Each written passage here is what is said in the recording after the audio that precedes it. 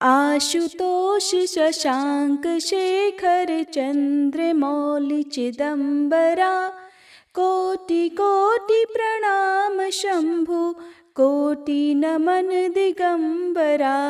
श्री शिवाय नमस्तुभ्यम। आप सभी का आपके अपने YouTube चैनल किटकट स्टोरीज पर हार्दिक स्वागत है।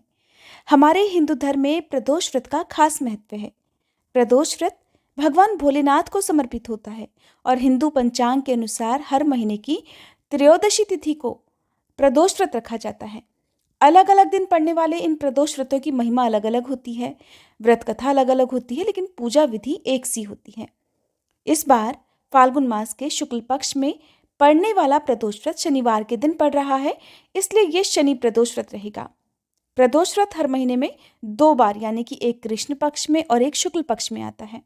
और ये जो व्रत होता है ये सूर्यास्त के समय पर निर्भर करता है, क्योंकि प्रदोष व्रत के दिन भगवान शिव की जो विशेष पूजा अर्चना की जाती है या उपवास खोला जाता है वो प्रदोष काल के समय पूजा करने के बाद खोला जाता है। और प्रदोष काल होता है सूर्यास्त से 45 मिनट पहले और 45 मिनट बाद का समय। हर प्रदोष व्रत के दिन प्रदोष काल का समय अलग अलग हो सकता है, इसलिए आपको सूर्यास्त के समय का पता जरूर होना चाहिए। प्रदोष व्रत के दिन यदि आप सुबह विधि विधान से पूजा नहीं भी कर पाते हैं तो शाम की पूजा प्रदोष काल में जरूर करनी चाहिए, क्योंकि इस समय भगवान शिव बहुत ही प्रसन्न मुद्रा में होते हैं। यदि इस समय सच्चे मन से शिवलिंग की पूजा की जाए या आपके घर पर जो भी प्रतिमा या तस्वीर भगवान शिव की है तो उनकी पूजा करने से आपके जीवन की सभी समस्याएं दूर हो सकती हैं, आपकी जो भी मनोकामना है वो भी पूर्ण हो सकती है। आइए अब आपको बताते हैं इस बार फाल्गुन मास के शुक्ल पक्ष में पड़ने वाले प्रदोष व्रत की तिथि और इस दिन रहने वाले प्रदोष काल के समय के बारे में। आप जानेंगे त्रयोदशी तिथि कब से कब तक रहेगी, व्रत किस दिन रखना ज्यादा शुभ रहेगा, साथ ही आप जानेंगे इस व्रत से जुड़े कुछ खास नियमों के बारे में। इस बार 4 मार्च शनिवार के दिन प्रदोष व्रत रहेगा, जो कि शनि प्रदोष व्रत रहेगा। इसी दिन उपवास भी रखा जाएगा और जो प्रदोष व्रत रखा जाएगा वो सुबह सूर्योदय से प्रारंभ होकर शाम को सूर्यास्त तक रहेगा। इसके बाद से आप अपना उपवास खोल सकते हैं। अगर त्रयोदशी तिथि 2 दिन तक रहती हो तो ऐसे में उस तिथि को ही उपवास करना चाहिए जिस तिथि में आपको प्रदोष काल का समय भी प्राप्त हो रहा हो। तो 4 मार्च शनिवार की सुबह 11:44 से त्रयोदशी तिथि प्रारंभ होगी, जिसकी समाप्ति 5 मार्च रविवार की दोपहर 2:07 पर हो जाएगी। अगर उदया तिथि की बात करें तो 5 मार्च को उदया तिथि है, लेकिन रविवार के दिन प्रदोष काल का समय प्राप्त नहीं होगा। 4 मार्च को सूर्योदय का समय सुबह 6:50 और सूर्यास्त का समय शाम 6:27 पर रहेगा। प्रदोष काल का समय इस दिन रहेगा शाम 5:42 से लेकर 7:12 तक।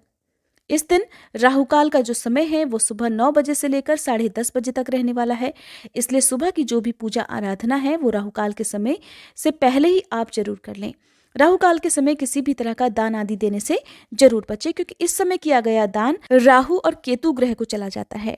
क्योंकि 4 मार्च को सुबह के समय द्वादशी तिथि भी समाप्त हो रही है, ऐसे में हो सकता है कि आपने एकादशी का उपवास रखा हो तो शनिवार की सुबह आपको व्रत का पारण भी करना हो और प्रदोष व्रत भी रखना हो। तो सुबह की पूजा यदि आप द्वादशी तिथि की करते हैं तो आप भगवान विष्णु की पूजा करके और अपना उपवास, जिसे एकादशी व्रत का पारणा कहते हैं, वो तुलसी दल से और जल से कर सकते हैं। इसके बाद से प्रदोष व्रत का संकल्प लेकर आप प्रदोष व्रत भी प्रारंभ कर सकते हैं। दिन भर प्रदोष व्रत के नियमों का पालन करें और शाम की पूजा करने के बाद भगवान को अखंडित चावल से बनी खीर का भोग लगाकर या मौसमी फलों का भोग लगाकर उसी को प्रसाद रूप में ग्रहण करके अपना उपवास खोल सकते हैं। अब सुनिए शनि प्रदोष व्रत कथा। पौराणिक कथा के अनुसार प्राचीन समय में एक नगर में रहने वाला एक सेठ बड़ा ही धनवान था। उसके पास धन दौलत और ऐश्वर्य की कोई कमी नहीं थी। इतना धनवान होने के बाद भी वो सेठ बहुत दयालु था, क्योंकि उस सेठ के यहाँ से कभी भी कोई खाली हाथ नहीं लौटा था और वो खूब जी खोलकर दान भी करता था, ब्राह्मणों की आवभगत भी करता था। परंतु उस सेठ के जीवन में एक बहुत बड़ा दुख था और वो दुख था उसकी संतान ना होना। इस कारण सेठ और उसकी पत्नी बहुत दुखी रहा करते थे।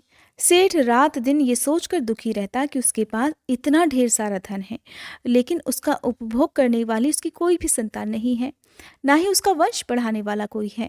इतनी धन दौलत का वो क्या करेगा, ये सोचकर दोनों पति पत्नी बड़े दुखी रहते थे। एक बार जब दोनों पति पत्नी बहुत दुखी हो गए तो उन्होंने तीर्थ यात्रा पर जाने का निश्चय किया। इस प्रकार वे दोनों पति पत्नी अपना सारा कामकाज और अपना सारा धन अपने सेवकों को सौंपकर तीर्थ यात्रा के लिए निकल पड़े। नगर से कुछ दूर ही निकले थे कि दोनों को एक विशाल वृक्ष के नीचे एक तेजस्वी साधु दिखाई दिए, जो कि समाधि में लीन थे। साधु को देखकर दोनों के मन में विचार आया कि क्यों न अपने तीर्थ की शुरुआत साधु महाराज का आशीर्वाद लेकर ही की जाए। साधु महाराज का आशीर्वाद लेने के लिए दोनों सेठ और सेठानी उनके सामने हाथ जोड़कर समाधि टूटने का इंतजार करने लगे। इंतजार करते करते सुबह से शाम और शाम से रात हो गई, पर साधु महाराज की समाधि नहीं टूटी। इसके बाद भी दोनों पति पत्नी प्रतीक्षा करते हुए वहीं बैठे रहे।